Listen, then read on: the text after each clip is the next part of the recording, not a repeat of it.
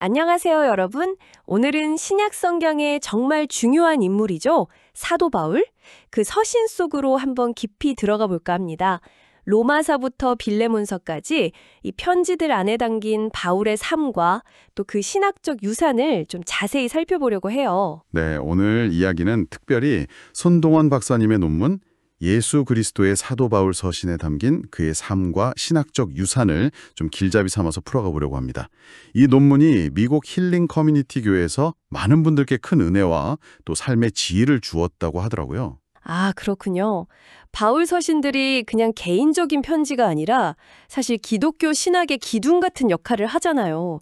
오늘 손동환 박사님의 분석을 통해서 바울 신학의 핵심, 뭐 예를 들면 구원론이라든지 교회론, 종말론 같은 것들을 좀 짚어보고 이런 것들이 오늘 우리 삶에는 또 어떤 의미가 있을지 생각해보는 시간이 되면 좋겠네요. 맞습니다. 정말 바울 서신은 그 자체로 어마어마한 신학적인 보고죠. 그 유명한 신학자 F.F. 브루스도 그런 말을 했어요. 바울의 편지는 그냥 딱딱한 신학 논문이 아니라 실제 상황에 처한 실제 사람들에게 쓴 개인적인 편지다. 그리고 그 신학은 바로 그 사람들의 필요에 의해서 형성된 거다. 뭐 이런 얘기죠. 정말 살아있는 신학이라는 말씀이시네요. 그냥 이론이 아니라 삶에서 넣었다는 점이 참 흥미로운 것 같아요. 존 스토트 같은 분도 로마서의 핵심 주제로 이신칭의, 그러니까 믿음으로 의롭게 된다는 걸 강조했잖아요. 이것도 분명히 당시 사람들의 실제적인 고민과 연결되어 있었겠죠. 바로 그겁니다. 그래서 바울을 제대로 아는 건 그냥 과거 인물 연구가 아니라 어쩌면 오늘 우리가 가진 신앙적인 질문들이 있잖아요. 거기에 대한 답을 찾아가는 과정일 수 있어요. 그리고 바울 신학하면 또 빼놓을 수 없는 아주 중요한 라틴어 구어들이 있죠. 종교개혁 때도 핵심 슬로건이 되었고요. 아, 그거요. 솔라 피데, 오직 믿음으로. 그리고 솔루스 크리스토스, 오직 그리스도로. 이거 맞죠? 바울 신학이 이 원칙들의 어떤 근간이 되었다. 이런 말씀이시군요. 네, 맞습니다. 사실 바울 사상이 없었다면 종교개혁의 이런 핵심 원리들도 나오기 어려웠을 거예요. 그럼 이제 본격적으로 손동원 박사님 논문을 따라서 바울 신학의 그 핵심 주제들 하나씩 좀 더 깊이 들어가 볼까요? 첫 번째는 역시 구원에 대한 얘기가 되겠죠. 네, 손동원 박사님이 첫 번째로 주목하신 핵심, 바로 믿음으로 말미암는 구원입니다. 여기서 중요한 포인트는 율법의 행위가 아닌 은혜로라는 부제예요. 이게 바로 바울 신학의 심장이라고 할 수 있는 이신칭의 교리죠. 믿음으로 의롭다함을 받는다. 특히 로마서나 갈라디아서에서 아주 강하게 나타납니다. 그러니까 사람이 율법 조항을 뭐 하나하나 다 지켜서 의롭게 되는 게 아니라 오직 예수 그리스도를 믿을 때 하나님께서 그래, 너는 의롭다 하고 딱 인정해 주신다는 거. 와, 이게 당시 유대교적인 배경에서는 정말 뭐랄까 약간 혁명적인 생각 아니었을까요? 그렇죠. 그 마르틴 루터가 이 교리를 두고 교회가 서느냐 넘어지느냐 하는 기준이다. 이렇게까지 말했을 정도니까요. 핵심은 인간의 노력이 아니라 하나님의 선물, 즉 은혜라는 겁니다. 이 은혜를 뜻하는 헬라어 단어가 카리스인데요. 이게 원래 뜻이 선물, 호의 이런 의미를 가지고 있어요. 아, 선물. 그러니까 구원은 우리가 뭘 잘해서 받는 대가가 아니라 그냥 거저 주어지는 선물이다. 이런 개념이군요. 손동원 박사님도 이 부분을 강조하셨는데 갈라디아서 2장 16절을 인용하시면서 이렇게 말씀하셨습니다. 사람이 의롭게 되는 것은 율법의 행위로 말미암음이 아니요 오직 예수 그리스도를 믿음으로 말미암는 줄 알므로. 손 박사님은 이 구절을 통해서 당시 율법 조항 준수에 막 얽매이려는 그런 경향들을 강하게 비판하시면서 구원의 길은 정말 오직 믿음뿐이다. 이걸 아주 분명하게 강조하셨다고 설명합니다. 행위가 아니라 믿음. 로마서 3장 28절 말씀도 딱 그 얘기죠. 그러므로 사람이 의롭다 하심을 얻는 것은 율법의 행위에 있지 않고 믿음으로 되는 줄 우리가 인정하노라. 여기서 믿음을 뜻하는 헬라어 피시스. 이게 그냥 나 믿어 정도가 아니라는 거죠. 네, 훨씬 깊은 의미죠. 단순한 지적 동의가 아니라 하나님과 그리스도에 대한 어떤 전적인 신뢰, 맡김 이런 걸 의미해요. 바울 자신이 예전에는 율법으로는 정말 흠이 없다고 자부했던 사람이잖아요. 빌 3장 6. 근데 그리스도를 아는 지식 앞에서는 그 모든 걸 다 배설물처럼 여겼다. 빌 3점 8. 이 고백이 이 교리가 얼마나 강력한지 보여주는 예시가 되는 거죠. 와, 진짜 극적인 변화네요. 바울 개인의 삶 자체가 증거가 되는군요. 그럼 이렇게 믿음으로 구원받은 사람들이 모여서 이루는 공동체, 그러니까 교회에 대해서는 손 박사님이 어떻게 보셨나요? 두 번째 핵심으로 넘어가 보죠. 네, 두 번째 핵심은 그리스도의 몸, 교회입니다. 부제는 공동체 신학과 성도의 삶이고요. 바울은 교회를 그냥 사람들이 모이는 어떤 건물이나 장소가 아니라요. 그리스도를 머리로 하는 하나의 유기체, 살아있는 몸으로 봤다는 거예요. 고린도전서 12장 27절 말씀처럼요. 아, 몸이요. 그러니까 우리 몸에 눈, 코, 입, 팔, 다리 다 다른 역할을 하지만 결국 하나로 연결되어 있듯이 교회 안의 성도들도 각자 받은 은사나 역할은 다르지만 서로 의존하고 조화를 이루어야 한다. 이런 의미겠네요. 정확합니다. 그래서 교회는 단순한 조직이 아니라 생명 공동체라는 인식이 중요해요. 그 디트리치 보네포도 비슷한 말을 했죠. 기독교 공동체는 우리가 막 노력해서 만들어야 할 이상향이 아니라 이미 하나님이 주신 신적인 현실이고 우리는 거기에 참여하는 거다. 바울의 교회론도 이런 맥락이에요. 이론보다는 실제적인 삶의 연합을 강조합니다. 교회라는 헬라어 단어 에클레시아 자체도 세상으로부터 부름받아 나온 사람들의 모임이라는 뜻이니까 건물이 아니라 사람이 핵심이라는 말씀이시군요. 네, 바로 그 사람들이요. 그 성도들이 서로 어떻게 관계를 맺고 살아가느냐가 너무 중요한 거죠. 고린도전서 12장 27절 너희는 그리스도의 몸이요 지체의 각 부분이라. 이 말씀처럼 우리 각자가 다 소중한 지체라는 걸 알고 서로 존중해야 한다는 겁니다. 특히 바울은 고린도전서 13장에서 모든 은사보다 더 뛰어난 것, 그 모든 걸 가능하게 하는 건 바로 아가페, 즉 하나님의 그 무조건적인 사랑이라고 어마어마하게 강조했죠. 아, 맞아요. 고린도 교회가 은사 문제로 막 다툼이 많았잖아요. 그때 바울이 이 사랑장을 통해서 은사가 아무리 대단해도 사랑이 없으면 아무것도 아니다. 결국 은사는 교회를 세우기 위한 건데 사랑으로 행해야 한다. 이렇게 가르쳤던 거죠. 손동원 박사님도 분명 이 부분을 강조하셨을 것 같은데요. 네, 선동원 박사님은 에베소서 4장 16절 말씀을 가지고 교회가 어떻게 건강하게 성장하는지를 설명하셨습니다. 그에게서 온 몸이 각 마디를 통하여 도움을 받음으로 연결되고 결합하여 각 지체의 분량대로 역사하여 그 몸을 자라게 하며 사랑 안에서 스스로 세우느니라. 손 박사님의 설명에 따르면 교회가 제대로 성장하려면 각 지체가 자기 역할을 잘 감당하고 서로 섬겨야 하는데 이 모든 것이 반드시 사랑 안에서 이루어져야 한다는 거예요. 성도들 간의 깊은 교제와 연합, 그 헬라어 코이노니아가 필수적이라는 말씀이죠. 아, 그래서 교회의 본질을 말하는 라틴어 코르푸스 크리스티, 그리스도의 몸이라는 게 바로 이런 유기적인 연합과 사랑을 뜻하는 거군요. 이해가 됩니다. 그럼 이제 그 교회 공동체의 일원이 된 그리스도인은 구체적으로 어떻게 살아가야 하는가? 이 문제로 자연스럽게 넘어갈 것 같은데요. 세 번째 주제죠. 그렇습니다. 세 번째 핵심은 성령의 내주와 인도입니다. 부제는 그리스도인의 성화된 삶이고요. 바울은 구원받은 성도는 이제 더 이상 죄의 노예가 아니라 우리 안에 거하시는 성령님의 인도하심을 따라 살아야 한다고 가르쳤어요. 성령님을 따라 살면 막 육체의 욕심이나 죄의 유혹을 이기고 자연스럽게 선한 삶의 모습들이 나타난다는 거죠.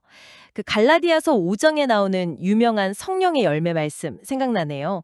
사랑, 희락, 화평 뭐 이런 것들이요. 네, 바로 그 열매들입니다. 헬라어로는 카르포스라고 하는데요. 이게 중요한 건 율법 조항을 막 억지로 지키려고 애쓴 결과물이 아니라 성령님과 동행하면서 그분께 순종할 때 자연스럽게 맺히는 삶의 변화라는 거예요. 신학자 J.I. 패커도 성령님의 사역에 대해서 그 목적은 우리를 그리스도와 더 닮게 만드시는 것이라고 강조했어요. 그러니까 단순히 어떤 신비한 체험을 하는 게 목적이 아니라 우리의 인격과 상이 점진적으로 거룩하게 변화되는 과정, 즉 성화, 헬라어로는 하이기아스무스가 핵심이라는 거죠. 성령을 뜻하는 헬라어 프네우마가 단순히 어떤 영적인 기운 정도가 아니라 우리 삶을 적극적으로 이끌고 변화시키는 동력이라는 의미로 다가오네요.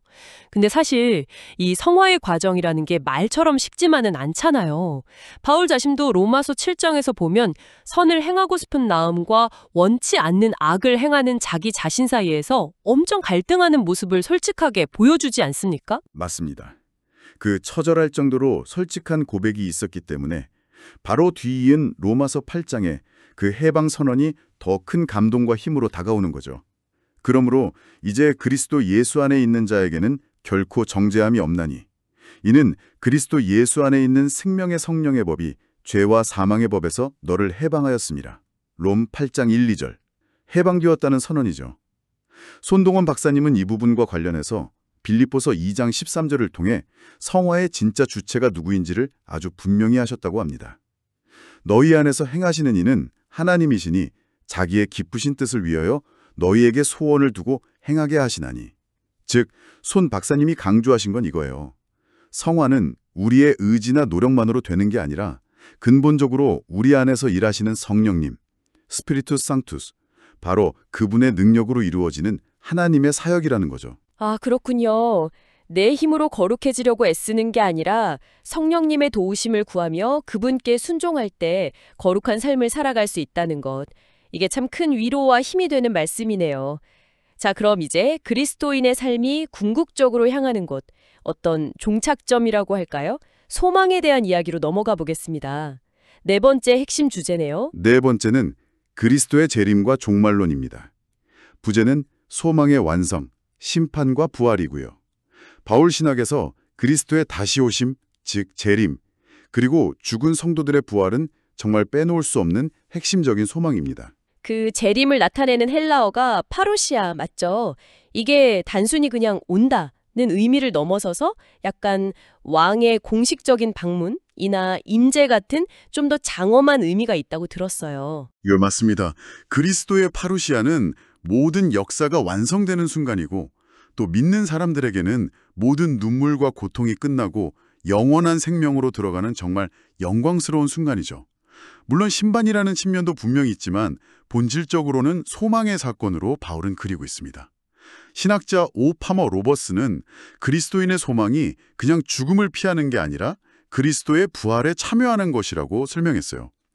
이 부활, 헬라어로는 아나스타시스에 대한 소망이 현재 우리가 겪는 고난이나 어려움을 이겨낼 힘을 준다는 거죠. 데살로니가 교인들이 먼저 세상을 떠난 성도들 때문에 막 슬퍼했을 때 바울이 예수님 재림하실 때 그들도 다시 살아나서 주님과 영원히 함께 있을 거라고 위로했던 그 편지 내용이 기억나네요.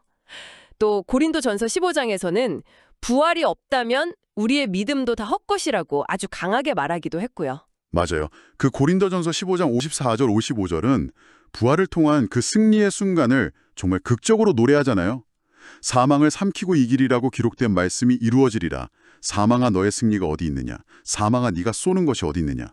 와, 정말 죽음의 권세가 완전히 깨지는 그 순간을 선포하는 거죠. 손동원 박사님은 이 부활 소망을 오늘 우리 삶과 어떻게 연결시키셨나요? 손동원 박사님은 이 부활 소망이 그냥 먼 미래의 막연한 기다림이 아니라 예수님이 요한복음 11장에서 하신 말씀, 나는 부활이요 생명이니 나를 믿는 자는 죽어도 살겠고, 이 말씀과 연결되어서 지금 우리의 삶을 변화시키는 능력을 하고 설명하셨습니다. 이 믿음이 있을 때 죽음에 대한 근본적인 두려움을 극복할 수 있다는 거죠. 그래서 믿는 사람에게 죽음은 끝이 아니라 오히려 승리하는 죽음, 라틴어로 모르스 빅토리오사가 될 수 있다고 보신 겁니다. 이 모든 기대는 그냥 막연한 바람이 아니라 아주 확실한 소망, 헬라어 엘피스에 근거하고 있고요. 죽음마저 이기는 소망이라니 정말 강력한 메시지입니다.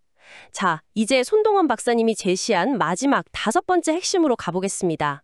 이번에는 신학적인 주제보다는 바울이라는 인물 자체, 그리고 그의 사역 여정에 좀 더 초점을 맞추는 것 같아요. 네, 그렇습니다. 5번째 핵심은 바울의 인물과 사건입니다. 부제는 복음 전파의 삶, 갈등과 협력이고요. 바울의 서신들을 읽다 보면 그의 신학뿐만 아니라 그가 얼마나 정말 치열하게 복음을 전했는지 그 과정에서 만났던 수많은 동역자들, 예를 들면 디모데나 디도 같은 시네르고스, 즉 함께 일하는 사람들과의 관계가 잘 드러나죠.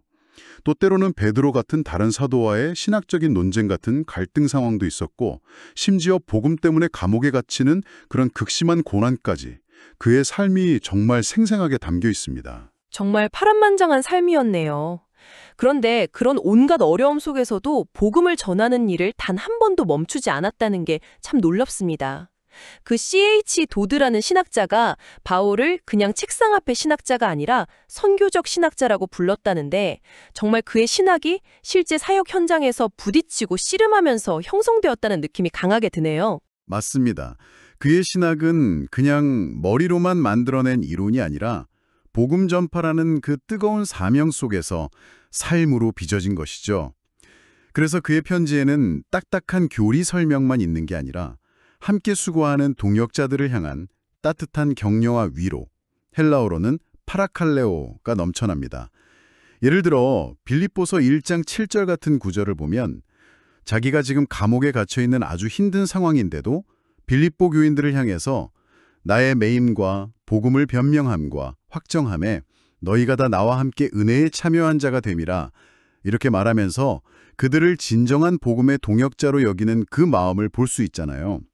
그리고 이방인 교회들에서 헌금을 모아서 예루살렘의 가난한 유대인 교회를 도우려고 애썼던 모습도 참 인상 깊었어요. 단순히 구제 차원이 아니라 유대인과 이방인이 그리스도 안에서 정말 하나라는 걸 상징적으로 보여주려는 노력이었죠. 바로 그 하나됨이 바울에게는 정말 중요한 가치였습니다. 손동원 박사님은 바울의 이런 삶 전체를 디모데후서 4장 7절 나는 선한 싸움을 싸우고 나의 달려갈 길을 마치고 믿음을 지켰으니 이 구절로 요약될 수 있다고 보셨어요. 손동원 박사님이 설명하신 대로 바울의 인생은 정말 복음을 위한 치열한 선한 싸움, 라틴어로는 체르타멘 보눔 피데이, 그 자체였다고 할 수 있습니다. 그가 스스로를 끊임없이 그리스도의 아포스톨로스, 즉 보냄받은 자, 사도라고 칭했던 것도 바로 이 복음 전파의 사명 때문이었던 거죠. 와, 정말 방대하고 깊은 사도 바울의 세계를 오늘 손동원 박사님의 논문을 통해서 핵심적으로 잘 살펴본 것 같습니다.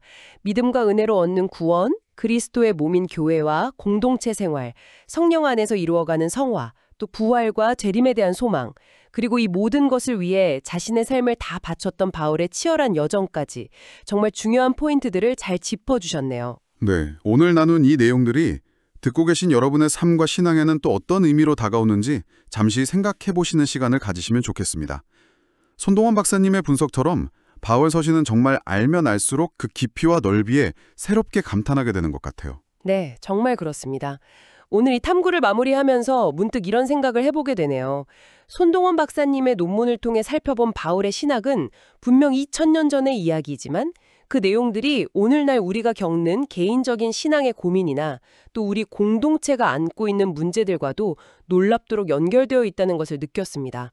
그렇다면 바울이 그토록 강조했던 그리스도 안에서의 하나됨이라는 가치가 분열과 갈등이 여전히 많은 오늘날 우리 사회와 또 교회 안에서는 구체적으로 어떻게 이루어질 수 있을까요? 각자 계신 삶의 자리에서 이 질문을 한번 곱씹어 보시면 어떨까 하는 생각을 남겨봅니다. 정말 깊은 질문을 던져주시네요. 오늘 저희와 함께 바울의 세계를 깊이 탐구해 주신 여러분 정말 감사합니다. 네, 오늘 함께 해주셔서 감사하고요. 다음에 또 흥미로운 주제로 여러분을 찾아뵙도록 하겠습니다. 고맙습니다.